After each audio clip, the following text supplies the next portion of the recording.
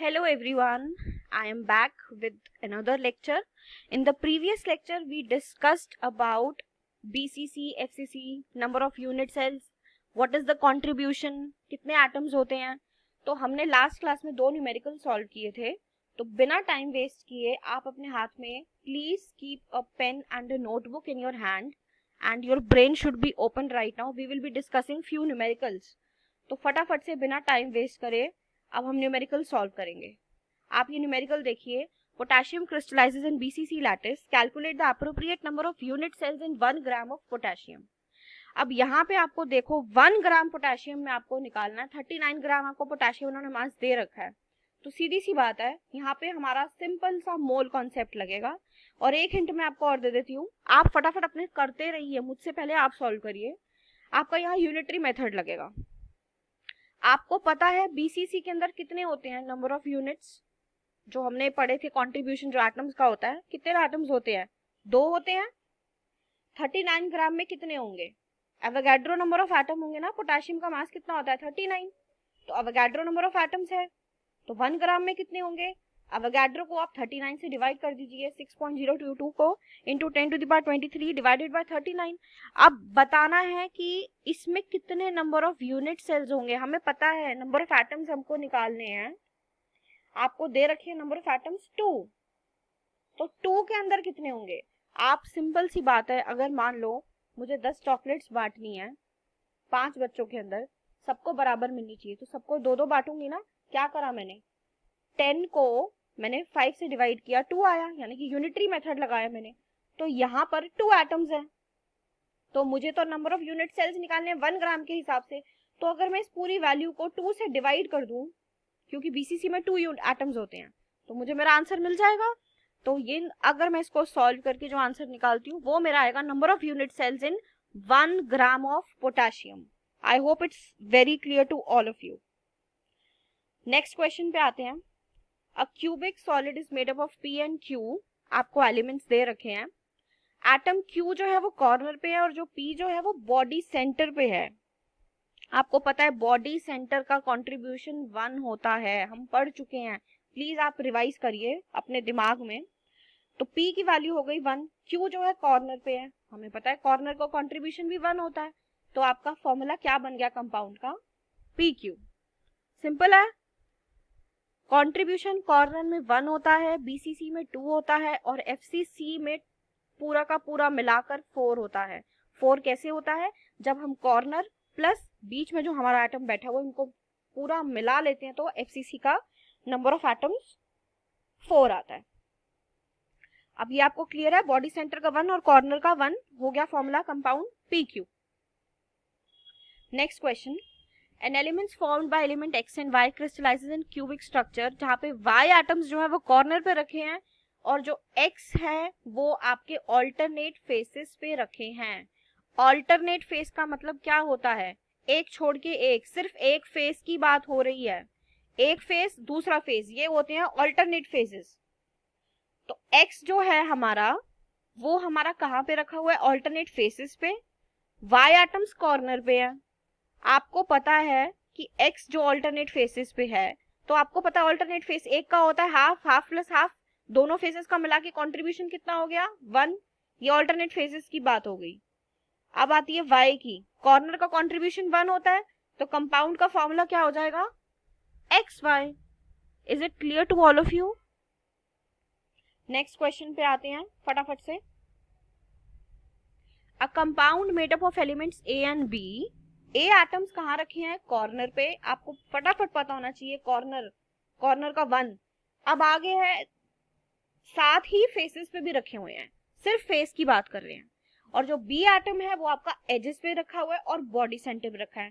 तो अब पहले हम देखते हैं A की बारी करते हैं. A कहाँ रखा है? कॉर्नर प्लस फेसेस पे. B कहाँ रखा है? Edges plus body centre. आपको पता है कि कॉर्नर का 1 होता है, फेसेस का कंट्रीब्यूशन होता है 3, टोटल फेस होते हैं 6, एक का होता है हाफ, तो 6/2 3. तो 1 + 3 A का टोटल कंट्रीब्यूशन कितना आया? 4. ध्यान से देखते जाओ. B का कितना आएगा? एजेस होती हैं 12, एक का होता है हाफ, 1/4 होता है कंट्रीब्यूशन, हम पढ़ चुके हैं प्रीवियस लेक्चर में. और बॉडी सेंटर का कंट्रीब्यूशन कितना होता है? 1. तो 3 + 1 हो गया 4, तो A4 और B भी 4, तो आंसर आ गया AB। ये आप देख लेना, थोड़ा सा अपने दिमाग में इसको फिट कर लो अच्छे से। Next question, a cubic solid made up of 2 elements P and Q, atom P is at the corner, Q जो है वो एज सेंटर पे है और बॉडी सेंटर पे है। तो P कहाँ पे है? कॉर्नर पे, कॉर्नर का कंट्रीब्यूशन 1 होता है। Q कहाँ पे है? एजेस पे है और बॉडी सेंटर पे है। एजेस का अभी हमने लास्ट क्वेश्चन में देखा 3, बॉडी का 1, 4, तो क्या बन गया compound? PQ4। I hope it is very clear. ये बहुत इजी क्वेश्चंस हैं, आ जाते हैं कभी कभी 2 मार्क्स में, पूछ लेते हैं। नेक्स्ट क्वेश्चन, अब आप क्वेश्चन ध्यान से देखिए। ए एटम कहाँ रखा हुआ है? Face centre. बी एटम कहाँ रखा हुआ है? कॉर्नर्स पे। लेकिन वो कह रहे हैं कि कोई 2 कॉर्नर के मिसिंग हैं। टोटल कॉर्नर कितने होते हैं? बी पे 8 होते हैं। हमारे पास क्या है? ए हमें पता है, ए आपका फेस सेंटर पे रखा हुआ है, तो फेस का तो आपको पता है 3 होता है कंट्रीब्यूशन। अब 2 मिसिंग है, तो कितने बचे? यानी कि 6 कॉर्नर की अब हम बात कर रहे हैं, तो उन 6 का कंट्रीब्यूशन कितना होगा? 6/8। सिंपल है। ए फेस पे रखा है, फेस का 3 हो गया। बी है कॉर्नर, कॉर्नर 8 होती है, उन्होंने बोला 2 मिसिंग है, तो 2 मिसिंग होके कितने बचे? 6, तो 6/8 हमारा कंट्रीब्यूशन हो गया फॉर द एटम बी। हम बी एटम की जो बात कर रहे हैं वो 6/8 कंट्रीब्यूशन होगा। अब आप सिंपल सा फॉर्मूला लिखो, A3B68 हो गया हमारा फॉर्मूला कंपाउंड का। इसको अगर मैं सॉल्व करूंगी तो आंसर आएगा A4B। सिंपल है, थोड़ा सा दिमाग ओपन रखना है वरना ये क्वेश्चन बहुत ज्यादा इजी है। अब हम नेक्स्ट आते हैं टॉपिक पे, पैकिंग इन सॉलिड्स। अब पैकिंग क्या होती है? आप देखो, जब हम कहीं बाहर घूमने जाते हैं तो हम अपने सूटकेस में कपड़े डालते हैं। अगर मैंने उन सारे क्लोथ्स को ऐसे ही फटाफट फटाफट फटाफट डाल दिया तो वो सूटकेस बंद नहीं होगा। क्यों नहीं बंद होगा? Because the packing is not good in that suitcase. तो अब हम क्या करते हैं, हमारी मम्मी आती है, वो कहती है अच्छे से इसको प्रेस करके, इसको अच्छे से तय लगा के रखो, तो ज्यादा से ज्यादा आप जगह ऑक्यूपाई कर सकोगे और बहुत अच्छी पैकिंग होगी और आपका वो सूटकेस बंद भी हो जाएगा। तो उसको बोलते हैं अच्छी क्लोज पैकिंग। अब क्लोज पैकिंग में क्या होता है? मैक्सिमम ऑक्यूपेंसी उस अवेलेबल स्पेस में, वहां पे वेकेंट स्पेसेस तो नहीं होनी चाहिए, मैक्सिमम डेंसिटी होनी चाहिए, और जब ये सब चीजें होंगी तो हमारा सूटकेस जो है वो हमारा बहुत स्टेबल हो जाएगा, आराम से हम उसे उठा सकेंगे। तो ये होती है close packing in case of any solids. समझ आ रहा है आपको?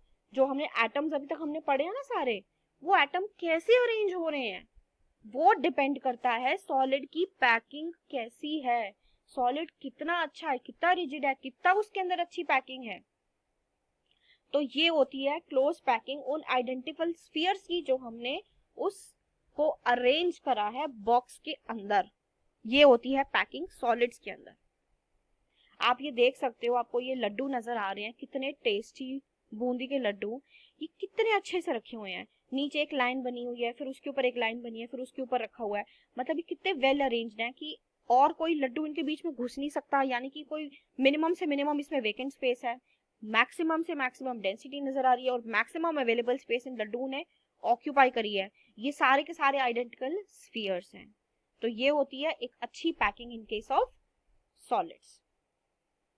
अब बारी आती है वन डायमेंशन की। वन डायमेंशन का मतलब एक लाइन, ठीक है ना?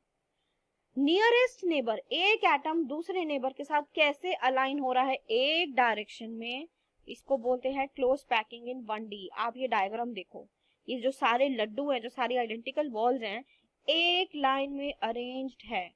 अगर मैं इसकी बात करूं जो सेकंड नंबर पे है, ये एक सेकंड नंबर वाला थर्ड वाले से कनेक्टेड है, फर्स्ट वाले से कनेक्टेड है, ठीक है? आप ये लड्डू को देख सकते हो एक साइड में, एग्जांपल जो हम अभी देख रहे थे। तो कोऑर्डिनेशन नंबर इसका 2 है। What is coordination number? Coordination number का मतलब होता है एक लड्डू बगल वाले कितने लड्डू के कांटेक्ट में है। यानी कि एक स्फीयर, ये जो बीच वाला है, ये इसके साथ कनेक्टेड है और ये इसके साथ कनेक्टेड है। तो इसका कोऑर्डिनेशन नंबर हो गया 2। 2 का मतलब है मैं एक इस बगल वाले के साथ हूं टच में और एक इस बगल वाले के साथ टच में हूं, यानी कि मैं कितने बगल वालों के साथ टच में हूं, 2 के साथ टच में हूं। तो इसको बोलते हैं कोऑर्डिनेशन नंबर। ये होती है क्लोज पैकिंग इन 1 डायमेंशन। अब आती है बारी 2 डायमेंशन की। 2 डायमेंशन होते हैं वो 2 तरीके होते हैं, एक होता है क्लोज, मतलब एक होती है स्क्वायर क्लोज पैकिंग, एक होती है हेक्सागोनल क्लोज पैकिंग। अब जो हलवाई है, एक तो उसने अपने लड्डू को ऐसे अरेंज कर दिया, 1 line 2 line 3 line 3 line 4 line 5 line, ऐसे आपको ये दिखाई दे रहे हैं, सारे के सारे अरेंज करे हुए हैं, ये बॉल्स आइडेंटिकल बॉल्स, ये सारे लड्डू अरेंज करे हुए हैं। और एक है मेरे पास ये वाली अरेंजमेंट। आप खुद देखो, पहली वाली अरेंजमेंट में आपको एम्प्टी स्पेस जो 4 के बीच में दिख रही है वो ज्यादा है, या यहाँ पे जो 3 के बीच में दिख रही है वो ज्यादा है? स्क्वायर क्लोज पैकिंग के अंदर आपको बीच में जो एम्प्टी स्पेसेस दिख रही हैं वो ज्यादा दिख रही हैं। इस एम्प्टी स्पेस को हम बोलते हैं वॉइड्स, यानी कि खालीपन, यानी कि खाली जगह, एम्प्टी स्पेस। तो सीधी सी बात है, स्क्वायर क्लोज पैकिंग में तो हमें एम्प्टी स्पेसेस ज्यादा दिख रही हैं बॉल्स के बीच में, हेक्सागोनल के केस में उतनी नहीं दिख रही है, यानी कि हेक्सागोनल क्लोज पैकिंग में तो हलवाई ने बहुत अच्छे लड्डू अरेंज करे हैं, तो इसकी पैकिंग भी उतनी ही ज्यादा अच्छी होगी। तो hexagonal close packing is very good, much better than square close packing। तो ये है हमारी close packing in 2 dimensions। अब हम इनको डिस्कस करेंगे नेक्स्ट लेक्चर में कि ये जो पैकिंग होती है क्यों अच्छी होती है, ये वॉइड्स कितने होते हैं, कितना परसेंटेज होता है इनका, ये हम इसको डिस्कस करेंगे।